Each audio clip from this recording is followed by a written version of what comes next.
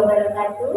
Saya Tri Astuti, calon guru penggerak angkatan 7 Daerah Istimewa Yogyakarta.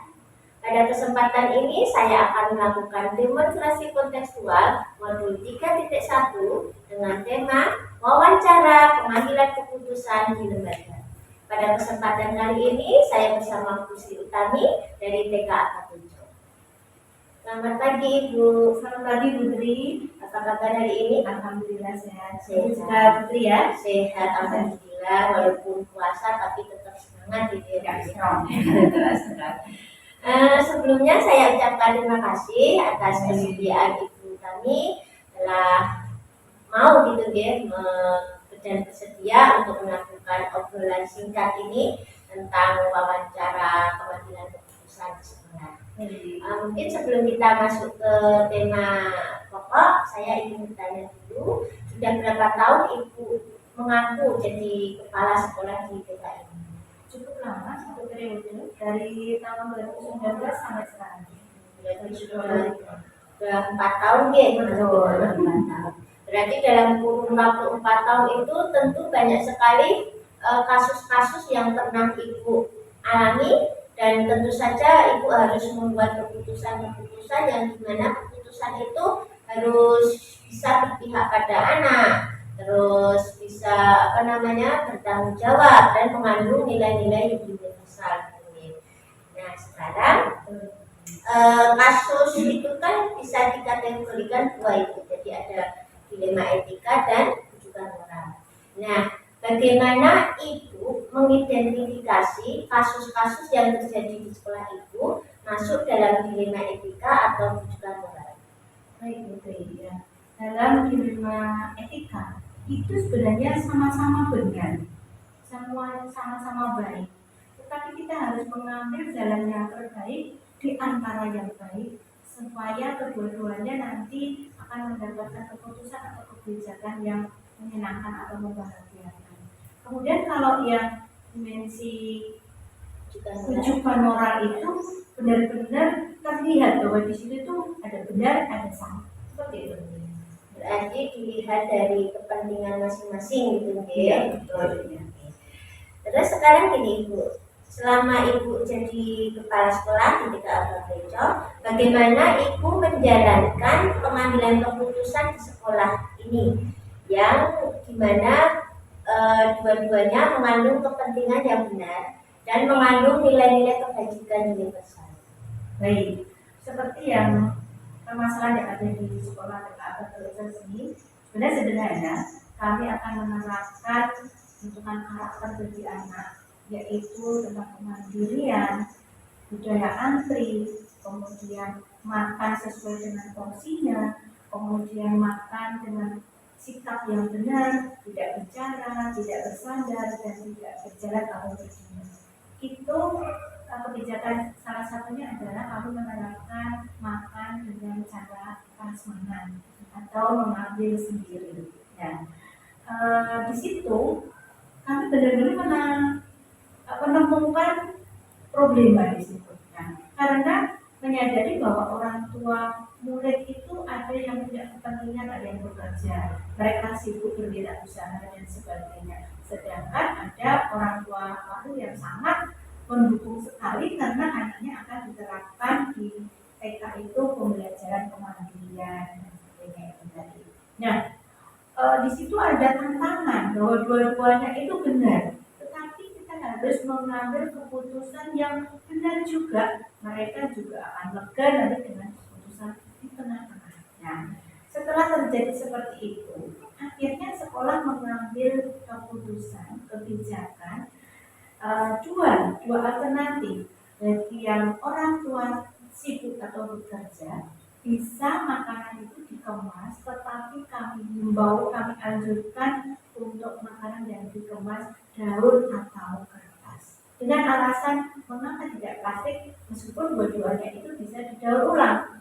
Karena secara kesehatan lebih baik sehat daun atau kertas ya dibanding plastik. Ya.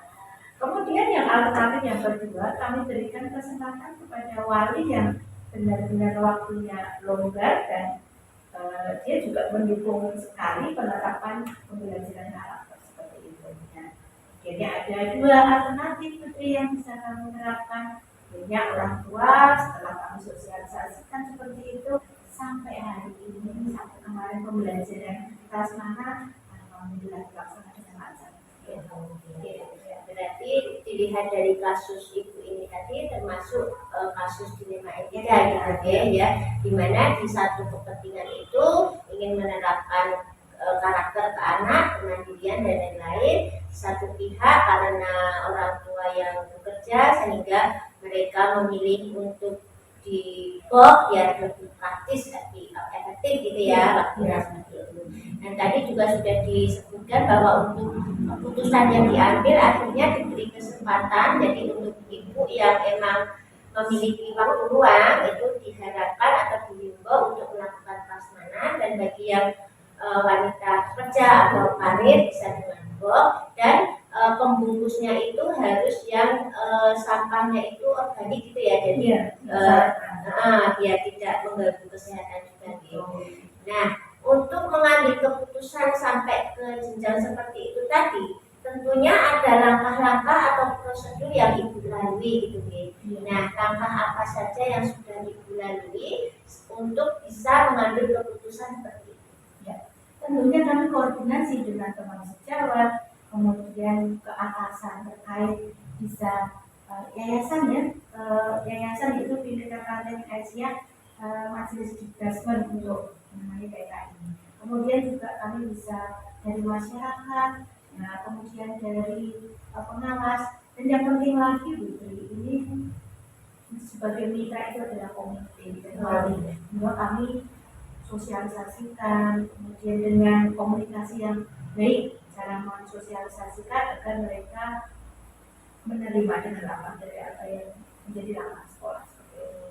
Jadi sebelum mengambil keputusan tadi, ibu berkomunikasi atau bekerjasama dengan pihak-pihak terkait gitu ya. Jadi tidak asal comot sendiri ya. Nah, sekarang gini ibu, dari kasus tadi terus sampai dengan pengambilan keputusan, apa yang ibu anggap efektif gitu dari pengambilan keputusan yang sudah ibu lakukan? Iya, karena lebih efektif sekali karena kita menjalin komunikasi yang prima atau yang efektif. Jadi kita tidak ada beban kalau permasalahan ini bisa dibantu. Nah, mereka merasa empati kepada kita untuk suatu permasalahan sehingga sekolah itu akan lega kalau semua komunikasi dengan pihak manapun itu enak gitu ya. Berarti ibu menganggap bahwa sesuatu yang efektif dari pengambilan keputusan ini adalah dengan komunikasi gitu ya, komunikasi dengan pihak lain gitu ya. Terus untuk suatu keputusan itu melangkah ke sana itu pasti ada tantangan dan hambatan ya yang kita lewati itu. Nah, tantangan dan hambatan apa yang pernah ibu temui gitu? Pasti Putri, setiap kita mengambil keputusan atau kebijakan peraturan itu pasti ada hambatan-hambatan. Tetapi misalnya dengan orang tua yang komplain, masyarakat yang komplain, dan bisa juga kan dari masyarakat dan teman sejawat komplain, pengurus komplain itu pasti suatu saat akan terjadi. Tetapi faktor utamanya kita akan menjalin komunikasi yang efektif, memberikan pelayanan yang prima sehingga mereka nanti akan tidak ada rasa curiga, kemudian pola pikir yang atau mindsetnya yang lebih baik lagi bahwa selalu berpikiran positif. Semua permasalahan itu adalah ya, mitra kami paling utama itu adalah teman sejawat dan komite. Iya berdekat ya. Berarti untuk solusi dari tantangan itu tadi adalah dengan komunikasi gitu ya. Nah, sekarang untuk penyelesaian kasus itu apakah ibu memiliki jadwal tersendiri atau tata kelola tersendiri, ataukah kita selesaikan kasus itu saat itu juga dan di tempat itu juga? Sebenarnya saya tidak. Jadi kalau keputusan saat itu juga nanti tidak menghasilkan keputusan yang yang bagus atau yang baik gitu. Menurut saya yang sudah saya terapkan ini, saya beri waktu untuk berjenjang.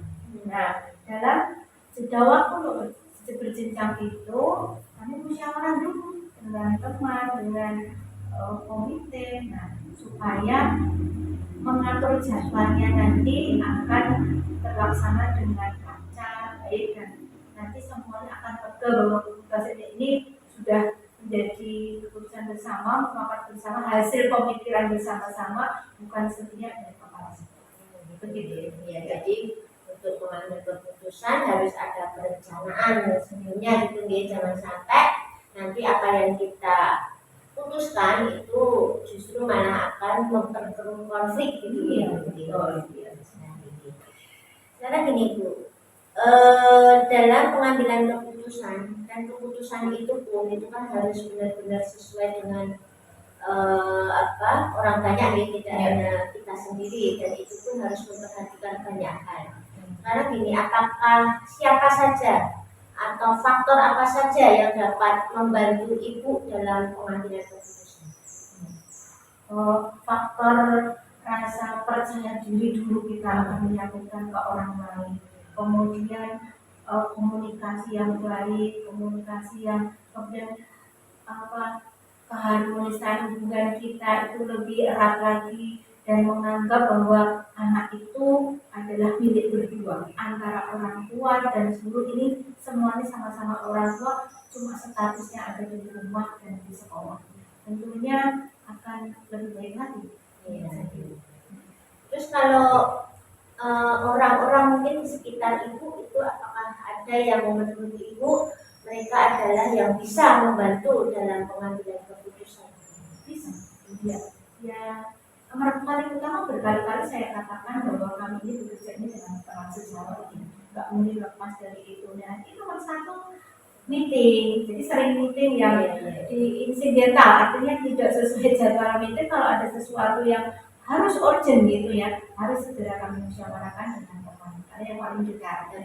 Kemudian kita sampaikan ke komite, karena berkali-kali komite ini kan menjadi mitra. Nah, baru nanti diberikan ke orang tua murid dengan sudah ada keputusan dari musyawarah kecil itu tadi, nanti kita sebarkan atau kita sosialisasikan dengan begitu ya, sepengetahuan dengan ibu pengurus dan ibu pengawas juga, karena kami juga bertanggung jawab kepada ibu pengawas tentang kelancaran atau pengambilan keputusan sekolah itu harus sepengetahuan. Iya. Berarti di sini faktor yang membantu itu banyak sekali, dia ada guru, ada karyawan tentunya, terus ada wali murid, komite, pengawas, dan yayasan. Dan pernah juga kami juga mengundang pamong terkait sama RT. Nah ini kita kan di sini berdiri ini juga ada yang kita ikut paguyuban atau organisasi RT. Jadi pernah Pak RT juga kami ajak musyawarah dengan permasalahan itu, alhamdulillah juga mereka welcome. Iya. Jadi karena kita hidup bermasyarakat itu gitu ya, jadi kita juga harus bisa menjalin komunikasi yang baik tentunya dengan mereka. Ya, mungkin untuk yang terakhir, pertanyaan yang terakhir adalah pembelajaran apa yang dapat Ibu petik dari pengambilan keputusan yang sudah digunakan tadi? Ya, sangat berharga sekali menurut saya, karena suatu permasalahan dalam hidup ini penuh masalah, apalagi dengan di dunia kerja ini permasalahan pasti bisa dari luar dan dari dalam. Ya. Saat ada permasalahan itu kami lega kalau sudah berkomunikasi dengan baik, kemudian menghasilkan keputusan yang semuanya lega, itu suatu kebanggaan dari kami. Ya. Dan dengan peristiwa-peristiwa itu akan membuat mindset kita itu akan lebih baik lagi, dan tujuannya kita menjadikan guru-guru ini melangkah ke pembelajaran paradigma baru yang nantinya output dari TKA Batoico itu anak-anak yang berkarakter itu utamanya, dan mereka dalam proses pembelajaran itu pembelajaran yang merdeka. bebas untuk menampilkan multiple intelligence mereka. Sesuai dengan tujuan pendidikan Indonesia saat ini ya. Iya, Pak Hadi ya. Iya. Ya Ibu, sangat menarik sekali ya untuk obrolan kita pada siang hari ini, dan semoga ini bisa menginspirasi saya juga menginspirasi teman-teman yang lainnya. Sukses selalu. Ya. Sekali lagi saya ucapkan terima kasih. Mudah-mudahan besok kita bisa lanjutkan lagi dengan tema yang lain. Semangat sukses, Ya. bisa menginspirasi teman-teman lain untuk jadi guru penggerak. Amin. Terima kasih. Kami Putri. Iya. Demikian tadi wawancara saya dengan Ibu Sri Utami dari TK Abad Rejo. Semoga bermanfaat dan menginspirasi Ibu semuanya. Terima kasih. Assalamualaikum warahmatullahi wabarakatuh. Waalaikumsalam warahmatullahi wabarakatuh.